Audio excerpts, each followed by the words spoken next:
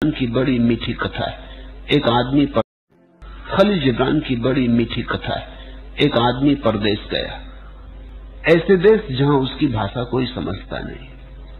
एक होटल के सामने खड़ा है, लोग भीतर बाहर आ जा रहे हैं। वो सोचने लगा क्या है यहाँ, जाके मैं भी देखूं। इतने लोग आते जाते, बड़ा महल जैसा मालूम होता है। गरीब आदमी गरीब देश से आता। वो भीतर चला गया, वहां अनेक लोग टेबल कुर्सियों पर बैठे हैं, तो वो भी बैठ गया। वो बड़ा प्रसन्न है, बड़ी शीतल है, सब सुंदर है, सुवासित है। और तभी वेटर आया, तो उसने समझा कि मेरे स्वागत में मालिक ने अपने आदमी भेजे। वेटर ने उससे समझने की कोशिश की, कुछ समझ ना सका, तो जो भी सामान्य भोजन था वो ले आया। उसने भोजन किया, बहुत प्रसन्न हुआ, झुक झुक के धन्यवाद देने लगा। वेटर उसको पैसे मांगे और वो धन्यवाद दे, क्योंकि भाषा तो समझ में नहीं आती। वो समझ रहा है कि मेरा स्वागत किया गया। अंततः वेटर उसे मैनेजर के पास ले गया। मैनेजर भी नाराज होने लगा, लेकिन वो समझ रहा है कि मुझ परदेसी का इतना सम्मान किया जा रहा। फिर उसे भेजा गया अदालत में। वो यही समझा कि सम्राट के पास भेजा जा रहा। अदालत बड़ी थी और सम्राट जैसा ही लगता था मजिस्ट्रेट, तो बड़ा झुका। मजिस्ट्रेट उससे बहुत पूछता है कि तूने भोजन लिया तो पैसे क्यों नहीं चुकाए, मगर उसकी कुछ समझ में आता नहीं, वो भाषा समझता नहीं। वो जो कहता है मजिस्ट्रेट नहीं समझ पाता। आखिर मजिस्ट्रेट ने कहा, या तो ये आदमी पक्का धूर्त है कि समझना नहीं चाहता, और या फिर महामूर्ख है। जो भी हो, इसको सजा दी जाए। इसके गले में एक तख्ती लटका दी जाए कि यह आदमी धूर्त है, और गधे पे बिठाल के इसकी सवारी गांव में घुमा दी जाए, ताकि लोग जान लें कि इस तरह का काम कोई दोबारा ना करे। मगर वो तो बड़ा प्रसन्न, जब उसके गले में तख्ती लटकाएगी तो उसमें हद हो गई। मुझ गरीब आदमी का कैसा स्वागत हो रहा है। और जब गधे को उसे बिठाला गया तो उसकी मगनता का अंत ना रहा। उसने कहा, ये लोग भी आश्चर्यजनक, क्योंकि वो गरीब आदमी घर पे गधे पे ही बैठता था। तो उसने सोचा, हद ने उन्हें पता भी कैसे लगा लिया कि मैं गधे पे ही बैठता हूँ, और अब मेरी शोभा यात्रा निकल रही, और बच्चे शोरगुल मचाते और लोग हंसते और पीछे चलते, और बड़ा जुलूस चला, और वो बड़ी अकड़ से बैठा। सिर्फ एक बात मन में उसके खटकने लगी कि जब मैं लौट के अपने गांव में कहूंगा तो कोई मानेगा नहीं कि ऐसा ऐसा स्वागत हुआ। आज अगर कोई एक भी आदमी मेरे गांव वाला होता तो मजा आ जाता। अब ये हो भी रहा है स्वागत तो बेकार है। यहां कोई मुझे जानता नहीं, और जहां लोग मुझे जानते वहां कोई मानेगा नहीं। तभी उसने देखा कि भीड़ में एक आदमी उसके देश का खड़ा है। वो आदमी कोई 10-20 साल पहले आ गया था, तो वो बड़ा खुश हुआ। उसने कहा, देखते हो भाई कैसा मेरा स्वागत हो रहा है। वो आदमी तो उसकी भाषा समझता है। वो जल्दी से भीड़ में सरक गया। वो इसलिए भीड़ में सरक गया कि ये मूढ़ समझ रहा है कि स्वागत हो रहा है। वो इस देश की भाषा भी समझने लगा है, और कोई ये न पहचान ले कि मैं भी इसी आदमी के देश का रहने वाला हूं, कोई मुझे भी ऐसा न समझे कि मैं भी धूर्त हूं। तो भीड़ में चुपचाप सरक गया। और ये गधे पे बैठा आदमी सोचा, हद हो गई ईर्ष्या की भी। मेरा स्वागत देख के जलन पैदा हो रही इसको। इसका कभी स्वागत नहीं हुआ मालूम होता, 20 साल हो गए आए हुए। तुम्हें कोई गाली देता है, गाली तुम्हारे भीतर विचारों का एक जाल पैदा करती। अगर तुम गाली को शांत भाव से सुन सको और तुम्हारे भीतर विचार का कोई जाल पैदा ना हो। गाली में नहीं है दंश, क्योंकि गाली अगर तुम्हारी समझ में ना आए तो कोई अड़चन नहीं। इसलिए गाली में दंश नहीं है। दंश तो तुम्हारी विचार की प्रक्रिया में। जब भीतर विचार चलने लगे तो तुम पीड़ित हुए। किसी ने सम्मान किया तो तुम प्रफुल्लित होते हो।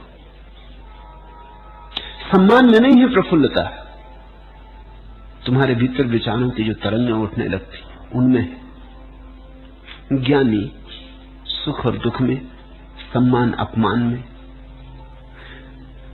निर्विचार बना रहता, जो होता उसे देख लेता, लेकिन उसको कोई बहुत मूल्य नहीं देता, तटस्थ बना रहता, संताप से मुक्त हो जाता।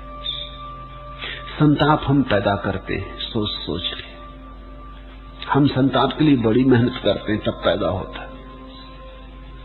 हम ऐसे दीवाने हैं कि 20 साल पहले किसी ने गाली दी थी, अब भी उसको संभाल के रखें धरोहर की तरह, जैसे कोई हीरा जवाहरात। अभी भी दिल में चोट आ जाती, अभी भी याद कर लो उस बात को तो नखने फड़फड़ाने लगते, हाथ पैर गर्म हो जाते, मरने मारने की जिद आ जाती। 20 साल पहले किसी ने गाली दी थी, हवा का झोंका आया और कब का गया, लेकिन तुम उसे पकड़े बैठे हो, एक स्मृति को पकड़े बैठे हो। तुम घाव को भरने नहीं देते, तुम घाव को कुरेदते रहते हो ताकि घाव हरा बना रहे। लोग बड़े दुखवादी हैं। जो मनुष्य इस जगत में आनंदित होना चाहे उसे कोई रोक नहीं सकता, और अगर तुम दुखी हो तो तुम्हारे कारण दुखी हो, कोई तुम्हें दुखी कर नहीं रहा।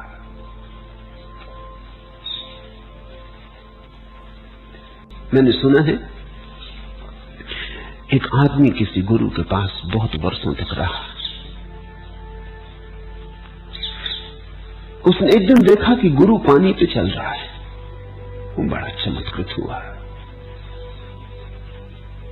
जब गुरु लौट के आया तो उसने पैर पकड़ लिए। चमत्कार से तो लोग बड़े चकित होते।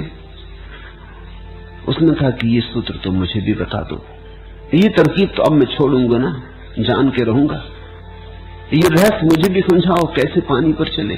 गुरु ने कहा इसमें कुछ रहस्य नहीं, प्रभु पे भरोसा हो तो सब हो जाता है, इति निश्चयी, श्रद्धा हो सब हो जाता है। तो उसने कहा कैसे करूं श्रद्धा? तो उन्होंने कहा प्रभु का स्मरण काफी, राम नाम।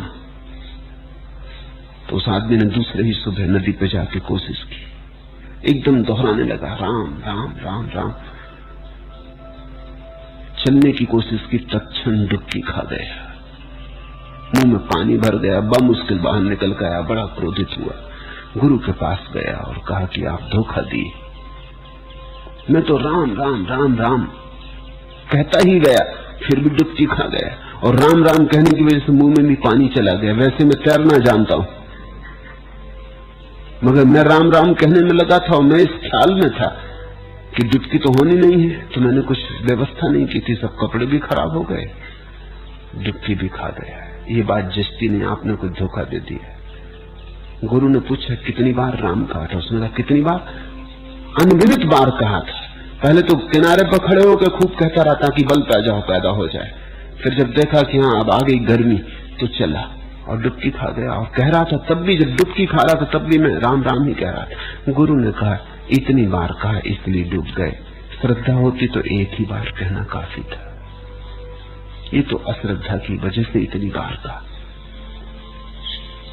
श्रद्धा होती तो एक बार काफी था, फिर दोबारा क्या कहना? राम कह दिया, बात खत्म हो गई।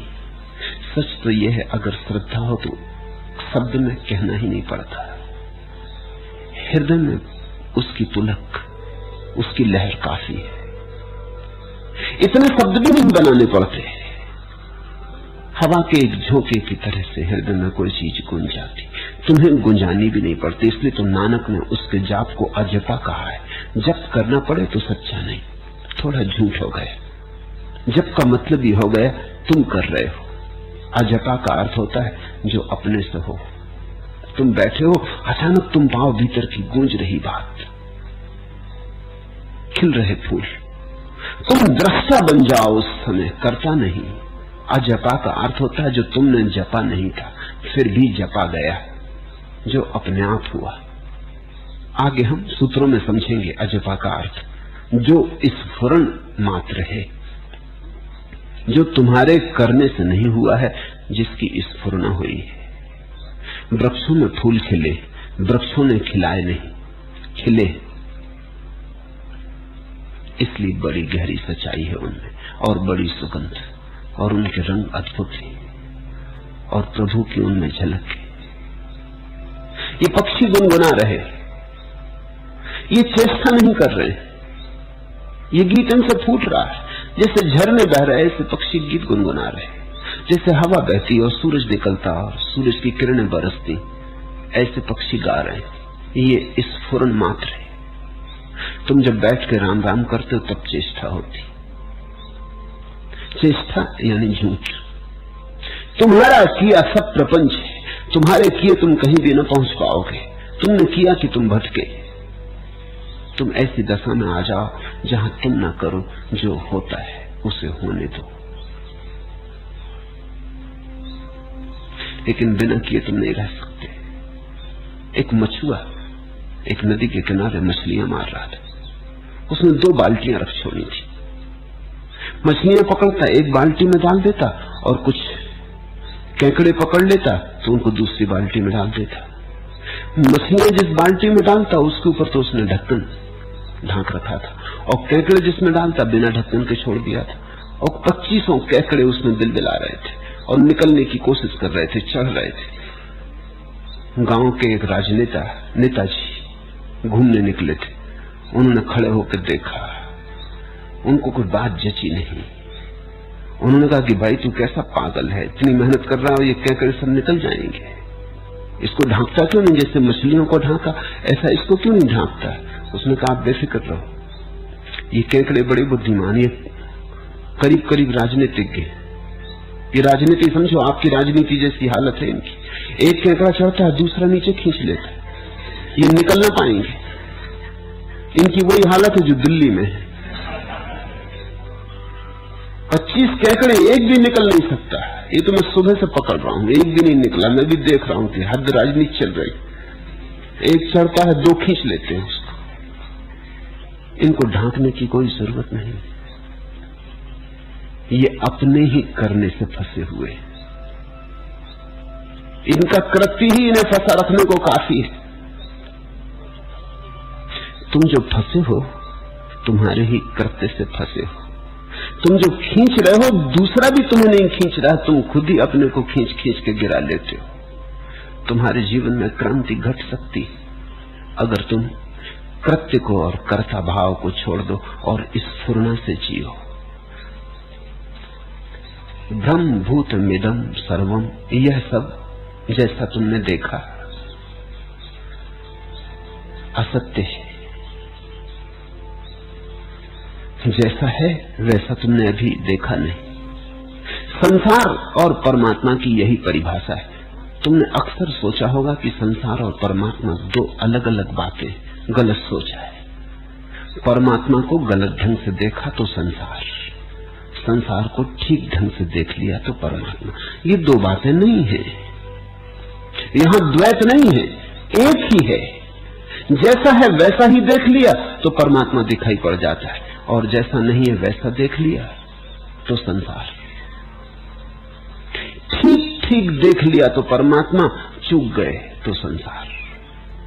परमात्मा को देखने में जो चूक हो जाती उसी से संसार दिखाई पड़ता है। परमात्मा को देखने में जो चूक हो जाती उसी से पदार्थ दिखाई पड़ता है, अन्यथा पदार्थ नहीं।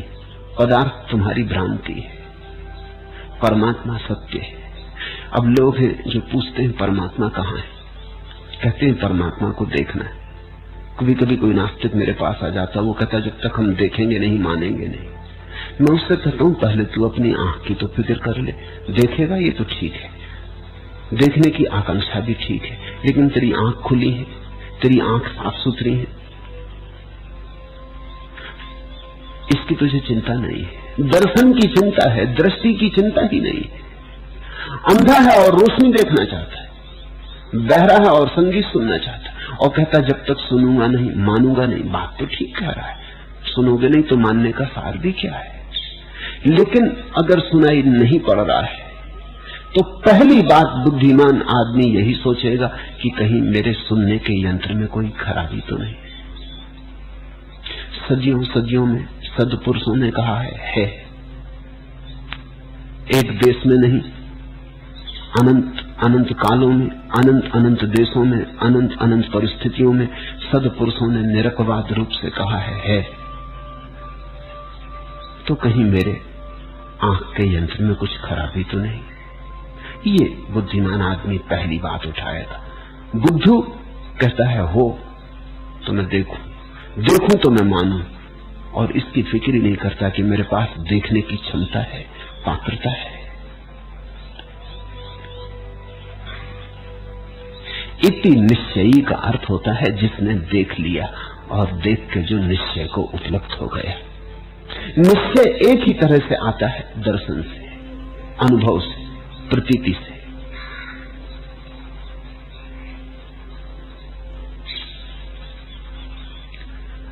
अलक्ष्य स्फुरना शुद्धा स्वभावे नैव साम्यति, और अलक्ष्य स्फुरन वाला शुद्ध पुरुष स्वभाव से शांत होता। ये शब्द बड़ा अद्भुत है, अलक्ष्य स्फुरन वाला। इसे समझ लिया तो अष्टावक्र का सब सारभूत समझ लिया। हम तो जीते हैं अपनी चेष्टा से, हम तो जीते हैं अपने योजना से, हम तो जीते हैं प्रयास से। जीने की ये जो हमारी चेष्टा है, ये जो प्रयास है, यही हमें तनाव से भर देता है, संताप और चिंता से भर देता है। इतना विराट अस्तित्व चल रहा है, तुम देखते हो फिर भी अंधे हो। इतना विराट अस्तित्व चल रहा है, इतनी व्यवस्था से चल रहा है, इतना संगीतपूर्ण, इतना लयबद्ध चल रहा है, लेकिन तुम सोचते हो तुम्हें अपना जीवन खुद चलाना पड़ेगा। कहा है मलूक ने, अजगर करे न चाकरी, पंछी करे न काम, दास मलूका कह गए सबके दाता राम। बड़ा अद्भुत वचन है। यद्यपि गलत लोगों के हाथ में पड़ गया, लोगों ने इसका अर्थ निकाल लिया कि पड़े रहो आलसी होकर, दास मलूका कह गए सबके दाता राम। तो अब करना क्या है? कुछ मत करो, ये मतलब नहीं है। अजगर करे न चाकरी, पंछी करे न काम। लेकिन देखा पंछी कितने काम में लगे, ला रहे घास पात, बना रहे घोंसले, बीन रहे गेहूं चावल दाल, इकट्ठा कर रहे भोजन, बच्चों को खिला रहे, खुद खा रहे। काम तो बहुत चल रहा है। अजगर भी सरक रहा है, अजगर भी काम में लगा है। लेकिन मलूक का कुछ अर्थ और है। मलूक ये कह रहे हैं कि पंछी इतना काम कर रहे फिर भी खुद नहीं कर रहे। जो हो रहा है हो रहा है, इसमें योजना नहीं है, इसमें अहंकार नहीं है, इसमें कर्तृत्व का भाव नहीं। लेकिन लोग तो अपने ही ढंग से समझते, लोग अपनी बुद्धि से समझते। लोगों ने समझा कि ये तो आलस्य का पाठ है, तो ओढ़ के चादर सो रहो। लेकिन तुम अगर चादर भी ओढ़ के सोए तो तुम ही करता हो। परमात्मा को करने दो, तुम मत करो। ये अर्थ होता है अलक्ष्य स्फुरन, अज्ञात स्फुरन। जो हाथ दिखाई नहीं पड़ते उनमें अपने को छोड़ दो। जिसने सब संभाला है तुम्हें भी संभाल लेगा। छोटी सी जिंदगी है तुम्हारी, एक दिन मरे दूसरे दिन गए, 2 दिन की जिंदगी है। इतना विराट संभला हुआ है, तुम अपनी इस 2 दिन की जिंदगी को छोड़ नहीं सकते इस विराट पर। और न छोड़ के भी क्या सार है, मरोगे। न तुमने जन्म लिया है स्वयं, न मौत तुम ले सकोगे। जन्म भी हुआ, मौत भी घटेगी। बीच में ये थोड़े से दिन है, तुम नाहक उत्पात कर रहे। अष्टावक्र कहते हैं छोड़ दो स्फुरन पर, जियो सहज स्फुरन से। मत करो योजना, मत बनाओ बड़े किले, मत खड़े करो बड़े स्वप्न। लेकिन लोग समझते हैं कि यह आलस्य की शिक्षा है। ये आलस्य की शिक्षा नहीं, ये अकर्मण्यता की शिक्षा नहीं, ये इतनी में शिक्षा है कि कर्ता तुम न रहो, कर्ता परमात्मा हो। लेकिन लोग अपने ही ढंग से समझते। मैंने सुना है एक सम्राट ने एक बहुत बड़े चोर को फांसी की सजा दी। उस राज्य का नियम था कि जैसे फांसी की सजा हो, उससे अंतिम समय सम्राट पूछता था तेरी कोई आखिरी इच्छा तो नहीं। तो सम्राट ने पूछा उस महाचोर को, तेरी कोई आखिरी इच्छा तो नहीं? उसने कहा मेरी आखिरी इच्छा है, छोटी सी इच्छा है, वो पूरी हो जाए तो मैं तृप्त मरूं। मेरे पास कुछ मोती है और मेरे गुरु ने कहा था कि इन्हें बो देना तो एक एक मोती से लाखों मोती पैदा होंगे। तो मैं इन्हें बो देना चाहता हूं। मैं तो मर जाऊंगा, लेकिन कोई ये फसल काटेगा। किसी को तो ये लाभ होगा, नहीं तो ये मोती मेरे साथ ही चले जाएंगे। सम्राट भी लोभ से भरा, और उसने कहा ठीक है, तुम राजमहल के बगीचे में ही बो दो। उस आदमी ने जमीन साफ की, उस आदमी ने जमीन पर हल बखर चलाए, और फिर वो आदमी अचानक खड़ा हो गया। उसने कहा, सम्राट से कहा आप कृपा करके यहाँ आ जाएं, क्योंकि मेरे गुरु ने कहा था जो चोर न हो वही इन मोतियों को बोए। मैं तो चोर हूं, मैं इनको नहीं बो सकूंगा, और बोऊंगा तो ये व्यर्थ चले जाएंगे। इन मोतियों की ये खूबी है, ये उगेंगे तभी जब कोई ऐसा आदमी बोए जो अचोर है। सम्राट अपने वजीरों की तरफ देखने लगा, वजीर पुरोहित की तरफ देखने लगे, वो पुरोहित सेनापति की तरफ देखने लगा, और सेनापति सम्राट की तरफ देखने लगा। और तब सम्राट ने कहा, क्षमा करो, ये बीज न बो जा सकेंगे, हम सब चोर हैं। ऐसा तो कोई आदमी नहीं जो चोर ना हो। और सम्राट ने कहा, मैं समझ गया तुम्हारी बात, तुम्हारी फांसी की सजा रद्द की जाती। तुम भी चोर हो, हम भी चोर हैं, तुम छोटे चोर हो, हम बड़े चोर हैं, लेकिन चोर हम सब हैं। और वो सम्राट बड़ा दानी था, और वो चोर कहने लगा, महाराज आप और चोर कैसे हो सकते हैं, आप तो महादानी। वो सम्राट कहने लगा, महादानी कैसे हो सकता हूं बिना चोर हुए। पहले तो चोरी करनी पड़े, फिर दान करना पड़ता। लाख आदमी चुरा लेता है, 2-4 हजार दान कर देता है। ऐसे चोरी के ऊपर साधु हो जाता है। चोरी करके यहां धन इकट्ठा कर लेता है, साधु होके पुण्य करके वहां स्वर्ग में भी सिक्के इकट्ठे कर लेता है। तुम तो योजना बनाते मृत्यु तक की, मृत्यु के पार तक की, अपने लिए, अपने बच्चों के लिए, अपने बच्चों के बच्चों के लिए, नाती पोतियों के लिए। समय के लंबे विस्तार पर तुम्हारी कामना फैल जाती। फिर उस कामना के धुंध में से तुम देखना चाहते हो यथार्थ को, नहीं दिखाई पड़ेगा। राम को देखना चाहते, काम के धुंध से नहीं दिखाई पड़ेगा। काम का धुंध जाए तो राम दिखाई पड़े। सत्य तो मौजूद है, आंख के सामने मौजूद है, लेकिन आंखें धुंधली हो गई हैं, आंखों पर चश्मे चढ़े हैं। और मजा ऐसा है कि चश्मे भी तुम्हारे नहीं, चश्मे भी दूसरों के। कभी देखा किसी दूसरे का चश्मा लगा के देखा कैसी हालत हो जाती, कुछ का कुछ दिखाई पड़ने लगता है। और तुम्हारी आंख पर एक आध चश्मा नहीं है दूसरों का, न मालूम कितने चश्मे, बुद्ध के, महावीर के, कृष्ण के, मोहम्मद के, जरथुस्त्र के, चश्मे पे चश्मे तुमने हर जगह से इकट्ठे कर लिए। सदियों सदियों के चश्मे, वो सब तुम लगाए बैठे हो, और उनके माध्यम से तुम देखना चाहते हो जो है उसे नहीं। प्रपंच हो जाता, सब झूठ हो जाता है, सब विकृत कुरूप। प्रपंच का अर्थ होता है आंख शुद्ध न थी और देखा, और आंख ही शुद्ध न हो तो फिर तुम जो भी देखोगे वो गलत हो गया। यही माया का अर्थ है।